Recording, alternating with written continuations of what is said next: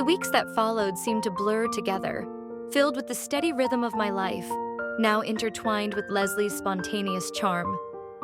It was an unexpected, yet seamless integration of our two worlds, his unpredictable nature colliding with my need for structure.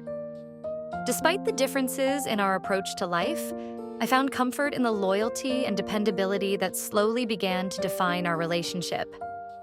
These values, so deeply woven into my Capricorn soul, are non-negotiable. To me, love is not simply about fleeting moments of excitement.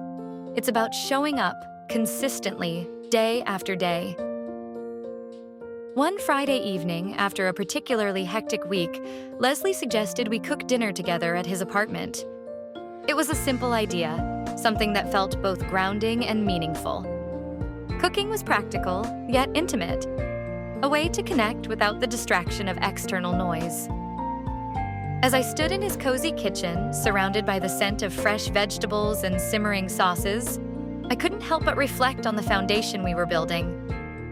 I thought back to conversations I'd had with my friends Sarah and Kevin, a couple who had been married for 5 years. They often spoke of the challenges they faced, but what struck me most was how their unwavering loyalty to one another had carried them through the toughest moments.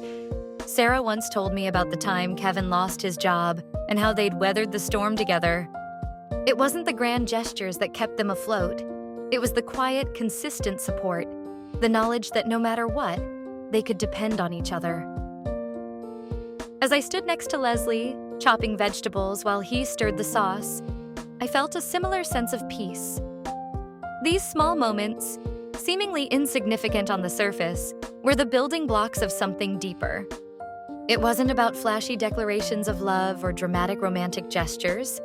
It was about the steady, dependable acts that showed we were in this together. I realized that in a world often obsessed with instant gratification, I found comfort in the slow, deliberate pace of our relationship. After dinner, we settled onto his couch with glasses of wine, the soft twinkle of city lights filtering through the window. Leslie had put on some music, jazz, of course, another nod to the night we first connected at the Hollywood Bowl. I appreciated how he remembered those small details, the way he effortlessly wove them into our time together.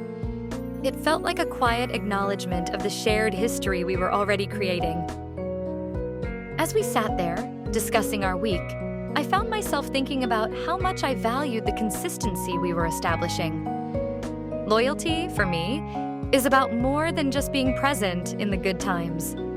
It's about showing up, especially when life is chaotic or mundane. It's the little things, cooking together after a long week, lending a hand without being asked, that build trust. And trust, I've learned, is the bedrock of any enduring relationship. Leslie, in his own way, was beginning to show me that he understood this too. He didn't shy away from the small acts of reliability that I held dear. He didn't need to fit perfectly into the mold of my structured life to prove his loyalty. Instead, he found ways to complement it, offering his own brand of dependability that balanced my need for stability. A few weeks later, my younger brother Ethan called me in distress. He had just moved to Los Angeles for college and was struggling to adjust. Without a second thought, I invited him to stay with me for a few days, knowing that family was another pillar of my life that demanded unwavering loyalty. I didn't expect Leslie to get involved, but he did, without hesitation. That weekend, he joined me in helping Ethan settle into the city. We spent the day exploring Los Angeles, offering guidance and reassurance, showing Ethan the ropes in this vast, unfamiliar place. Unfamiliar place? Leslie's easygoing nature had an immediate effect on Ethan. While I offered practical advice, how to navigate public transportation, the best study spots on campus, Leslie added humor and levity, making my brother laugh when he needed it most. It was in these moments that I saw how our partnership could truly work. Leslie's presence didn't detract from my sense of control. Instead, he offered balance, a different kind of support that made everything feel more manageable.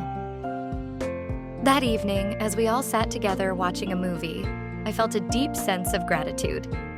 Leslie had shown me, once again, that he was dependable in ways that mattered most to me. It wasn't just about helping me with Ethan. It was about the quiet understanding that we were in this together, that I could rely on him, even when I hadn't explicitly asked for help. He was there, showing up, and that meant everything to me. After Ethan went to bed, Leslie turned to me, and in that simple, unspoken moment, I knew. I knew that this was the kind of relationship I had always wanted, one built on mutual loyalty and support. It wasn't about grand romantic gestures or fireworks. It was about the solid, dependable foundation we were building, one small act at a time. He understood, without me needing to explain, that loyalty wasn't just a word to me. It was a way of life, a core value that shaped how I approached everything, especially love. As spring continued to unfold around us, the city blooming with new life, our relationship followed suit. Each day brought its own challenges, but through it all, I found comfort in the steady presence of Leslie by my side. Together, we were crafting something lasting, something built on the values that mattered most to me: loyalty, dependability, and a quiet, enduring love that could withstand whatever the future held.